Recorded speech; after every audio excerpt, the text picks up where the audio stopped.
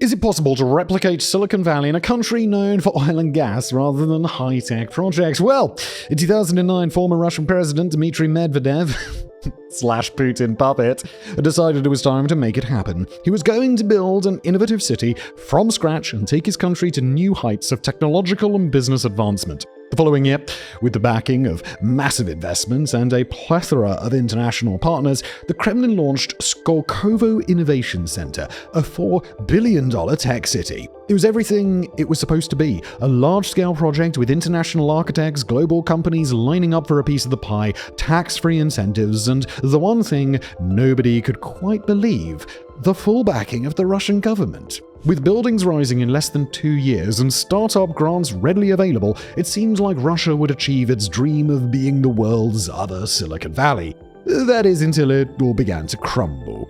Where there was supposed to be thriving innovation, there was corruption, war, political interference, and perhaps most detrimental of all, a loss of international interest. Skolkovo was supposed to be Russia's leap into the future, but instead it became proof that innovation might just be a bad word in the Russian system. Because how else could a project with such enormous funding, political backing, and global expertise fail so spectacularly? Well, let's find out. The birth of Skolkovo. Alright, to understand why Skolkovo fails, we need to go back to a very specific moment in Russian history, the late 2000s. Oil prices were high, money was absolutely pouring in, and Dmitry Medvedev had just become president. Unlike Putin, Medvedev styled himself as a modernizer, a leader who wanted to pivot Russia away from its raw materials economy into a high-tech future. And his flagship project, announced in 2009 and launched formally in 2010, was the Skolkovo Innovation Center. It was his way of signaling to the world and to Russians that the country could build its own version of Silicon Valley. One that would be custom-designed, state-funded, and corruption-free.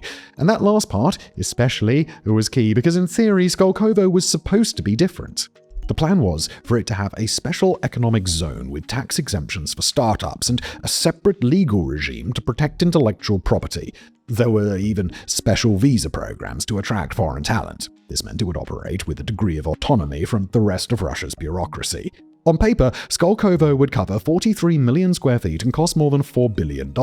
And by 2020, it aimed to host 1,000 technology companies spread across 5 research clusters: IT, biomedicine, energy, nuclear, and space. It was ambitious, but it was doable, especially since it had been done elsewhere. It was just a matter of replicating California's Silicon Valley and probably making it even better. The location chosen was a 400-hectare patch of land on the outskirts of Moscow, near a small village called Skolkovo. It wasn't empty, there were already existing communities nearby, and some of them would later complain that they'd been promised infrastructure and services that never came, but at that planning stage, the site was ideal. Close enough to the capital to attract talent, far enough to be built from scratch. At first, the project was pushed as a city in its own right, a place with homes, schools, a university, hospitals, public transport, and everything that a modern innovation hub would need to survive long term. Officials even talked about designing it with smart city principles, integrating sustainability, digital governance, and high-speed infrastructure from day one. And it's important to note that this was very different from other attempts at modernization in Russia. If Skolkovo succeeded, it would change how Russia functioned, taking it from a country focused on weapons and oil to one with impressive grounds in technology and business. Because if Skolkovo got it right, there was a high chance that its practices would leak out to the rest of the country. So while everyone else was seeing an attempt to copy Silicon Valley,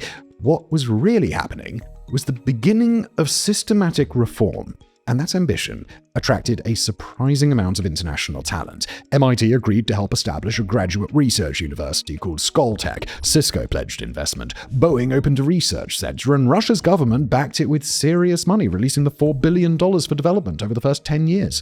By 2012, the first structure on the site was ready, a glassy, angular building called the Hypercube. It had been built fast, with its designs completed in late 2010, and the building up and running by the autumn of 2012. Designed by architect Boris Bernasconi, the Hypercube was deliberately meant to embody everything Skolkovo claimed to stand for: flexibility, sustainability, experimentation. From the outside, it looked like a cube wrapped in a shimmering stainless steel mesh capable of projecting media and graphics, and on the inside, the layout was made to be entirely modular, with movable walls and rooms that could shift. The vision was to create a building that would adapt to its occupants rather than the other way around.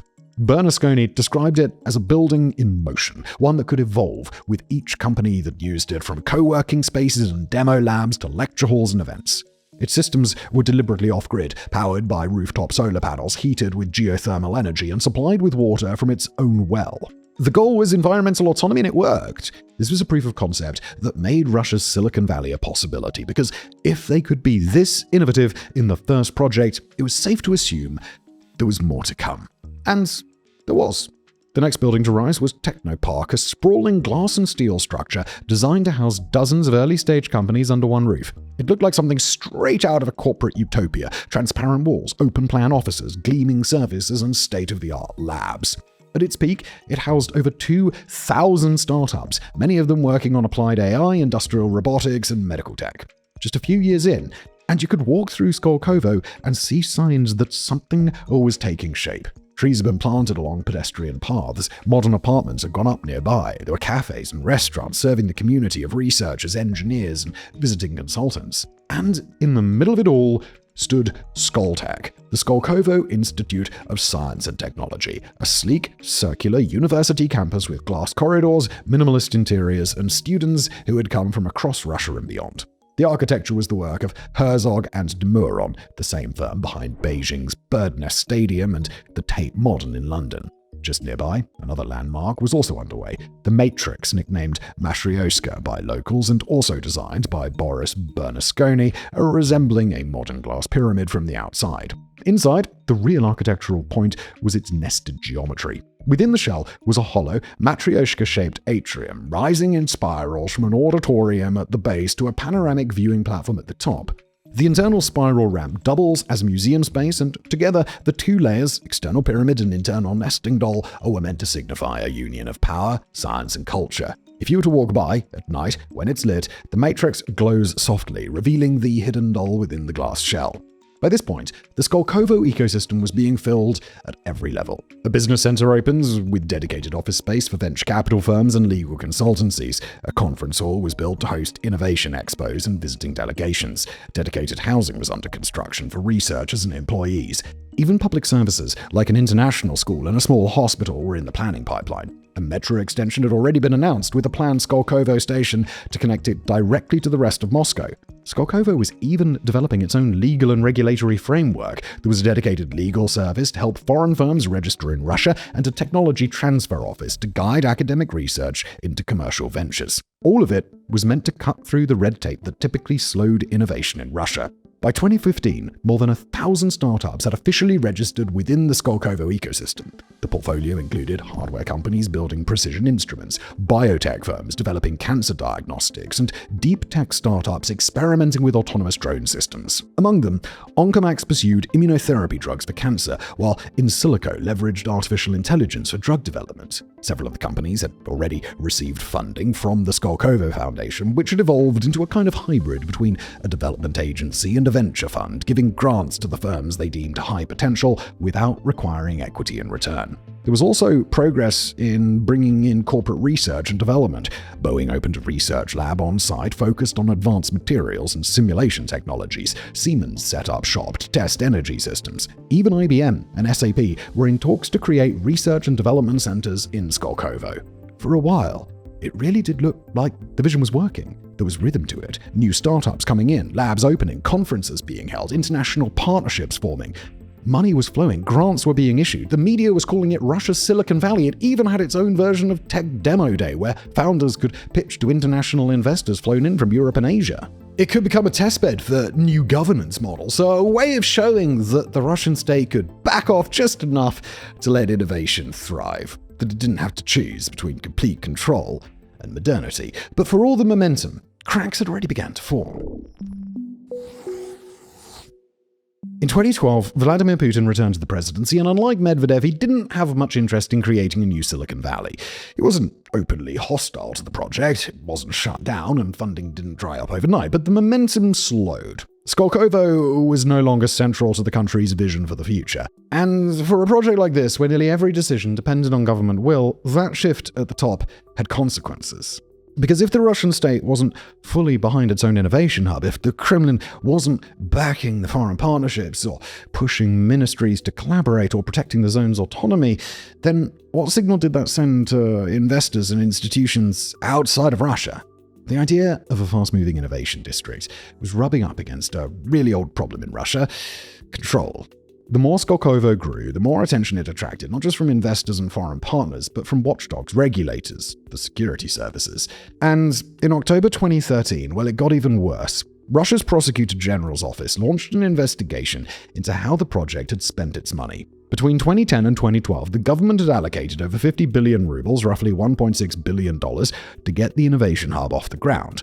But now, half of that was unaccounted for. Roughly 30 billion rubles were flagged for either mismanagement or outright violations, and 22 billion rubles of that, about $700 million, had been invested without proper oversight in low-interest financial instruments that offered no real return and no clear benefit to Skolkovo's mission. The grant system, which was supposed to fund cutting-edge startups, turned out to be a right mess. Firms were approved for funding before the rules for awarding grants were even written, with 5.7 billion rubles going to 102 companies and another 3.6 billion handed to 17 companies with zero review process. That same year, an internal investigation revealed that Skolkovo's own finance executives had signed off on a bogus office lease. Kirill Golodtsev and Vladimir Koklov had used 23.8 million rubles, about $800,000, to rent a building owned by Lugatsev's parents when the building wasn't even fully documented or approved. A second scandal involved a $750,000 payout to opposition lawmaker Ilya Ponomarov for a series of lectures and reports, payments that prosecutors claimed were a cover for something else. With all these scandals, Skolkovo was beginning to look like a money pit and a political liability, and the Russian accounts chamber issued a warning saying that unless things changed, up to 125 billion rubles, that's nearly $4 billion, could be at risk of misuse. There were more audits, and they continued to reveal discrepancies. 54 million rubles was spent on promotional videos that should have cost just over 5 million rubles, and 600 million rubles was spent on consultants when only 200 million of that could be justified. There were consequences, as one would expect, and over 200 managers and senior staff were disciplined or dismissed, and some criminal cases were even opened. However, a few years later, Vladimir Koklov was cleared of wrongdoing entirely, and the charges against Lugatsev were reduced. The financial damage was changed from 23.8 million rubles to just 9.4 million. And so, the alleged corruption was swept under the rug. But the damage to Skolkovo's reputation had already been done. The Federal Security Services started to push for greater oversight of Skolkovo's partnerships with foreign institutions, as there were concerns about intellectual property leaks, data security, and the potential for dual-use technologies, especially in areas like AI, robotics, and aerospace. The concerns were even more of a big deal because in a country like Russia, national security is just more important than anything else. And of course, foreign firms, well, they began to notice. Some began to quietly edge themselves out of their partnerships. Cisco's promised billion-dollar investment, for instance, never fully materialized. Even MIT, the cornerstone of the Skoltech University partnership, was starting to feel the pressure. Behind closed doors, Russian authorities were pushing for more control, and what had started as a free-flowing academic partnership was now becoming more politically sensitive. And it wasn't just foreign partners feeling the squeeze here. Inside the ecosystem, local startups began to run into walls. Founders suddenly had to deal with grant delays due to state subsidy freezes, and some had to relocate operations back to Moscow away from the Skolkovo campus that they'd been encouraged to settle in just a few years earlier. Still, none of this was enough to kill the project. Skolkovo had too much momentum, too many political backers, and too many eyes on it. However, its image as Russia's Silicon Valley had started to tarnish. Foreign media was skeptical, investors became more and more cautious, and inside of Russia, the project just lost a lot of its symbolic weight. What had once been held up as a model of modern Russia, capable, ambitious, open to the world, was now just seen as another government program with a PR budget. There was also a growing disconnect between the rhetoric and the reality on the ground. The numbers still looked good, with hundreds of startups and billions of rubles invested, but many of those startups were not scaling. Even physical construction lagged behind schedule. The promised metro line remained unbuilt. Several unannounced buildings were quietly scrapped or delayed indefinitely. Meanwhile, the Russian economy was beginning to falter. Oil prices, which had helped increase state spending through the early 2010s, began to drop, and the ruble was under pressure. But even with all of this going on, the Skolkovo Foundation tried to keep the energy alive. It hosted innovation forums, welcomed delegations, and issued upbeat press releases. But the cracks were becoming harder to paper over. And then came Crimea. By early 2014, the annexation of Crimea and the global response that followed turned the cracks into a full-blown crisis. Almost overnight, Russia's carefully maintained relationship with the West began to fall apart. Sanctions targeted banks, oil companies, high-level officials, Western universities froze partnerships, tech companies reevaluated risk. And the idea of Russia as a hub for open innovation now looked more like wishful thinking than any sort of serious strategy. And Skolkovo, built on the assumption of international collaboration, was directly in the blast radius. The MIT partnership, which had been the academic cornerstone of Skoltech, began to wobble, and in 2022 they severed ties completely. Things with Skolkovo had already been shifting, but the war with Ukraine was just fuel on the fire. With the Kremlin reassessing its strategic priorities, Skolkovo's focus on commercial innovation started to look like a bit of a luxury. More resources were funneled toward technologies like drones, cybersecurity, and AI applications with military relevance. Innovation was no longer about startups and venture capital, but about investing in what would help the state win the war and lead to sovereignty. And this shift did not go unnoticed. Cisco, which had already been quietly scaling back its footprint, ended the partnership with Skolkovo completely as tensions escalated from the war. Other firms followed the same pattern: scale down offices, delayed deployments, silence in press releases. Nobody wanted to be loud about leaving, but nobody was eager to stay. Even companies that weren't directly exiting were hedging. IBM, Siemens, and other Skolkovo partners scaled down their Russian collaborations. In the early 2010s, those same relationships had been touted as signs of Russia's modernization. Now they were liabilities. The academic side wasn't spared. Skoltech now had to navigate an increasingly sensitive political environment, and researchers even began quietly looking for positions elsewhere. Some startups were shifting their focus from international markets to domestic contracts. Others pivoted toward defense applications, partly for survival, partly because that's where the funding was flowing. Founders who had once pitched apps or enterprise software were now repackaging their products for government clients. The line between civilian innovation and military R&D was now very blurry. As of 2025, Skolkovo continues to function, but with limited reach. Most of its funding now comes from the Russian state. The ambition to attract foreign venture capital and build cross-border partnerships has just evaporated. And where Skolkovo was once described as an economic experiment, it now functions more like an extension of national policy rather than a challenge to it. Startups, they do still operate there, but the ecosystem is just no longer open in the way that it once was. Sanctions have made international scaling basically impossible. Export controls restrict access to critical hardware. Cloud services are fragmented. Even academic publishing has become difficult since Western institutions are now wary of collaborations with Russian researchers. The result is a kind of self-contained loop. Innovation that can't easily leave the country, and outside ideas that can't easily enter. Skoltech, the university at the heart of the district, has held on better than most. It continues to graduate students, run labs, and publish research. But it no longer operates with MIT's direct involvement, and many of the programs that once tied it to a global academic network have faded or been restructured. Putin has even publicly called on Russian firms to strangle Western platforms like Microsoft and Zoom. And he wasn't using his words lightly. He wants those foreign companies gone. Of course, that doesn't mean Skolkovo is an abandoned project. It still looks impressive. The architecture still stuns. There's even a new technopark under construction, and there are still ongoing government-backed grants. The government is still interested in it because of its contribution to technology and defense, but the question is whether this is an indicator of growth or a stubborn insistence on doing things in Russia's way because any international edge it had is now gone. Russia's digital environment is currently one of the most restricted in the world.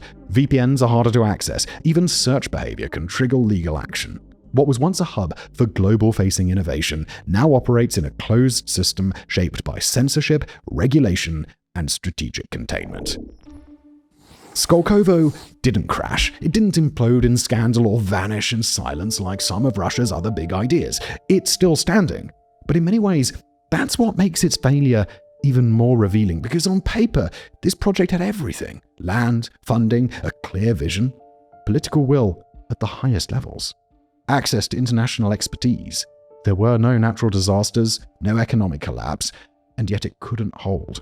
And the first issue was top-down innovation. While Silicon Valley grew organically around universities, venture capital, and risk-taking culture, Skolkovo was entirely state-driven. Bureaucrats, not entrepreneurs, decided what industries to prioritize. Funding flowed through government channels. And while the PR machine talked about disruption, the actual structure was anything but disruptive.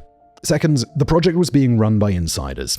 The man put in charge was Viktor Vekselberg, a billionaire oligarch with deep ties to the Kremlin. And while he did have business credentials, critics questioned whether he truly understood how to nurture a startup ecosystem or whether he was just another elite manager overseeing another elite project.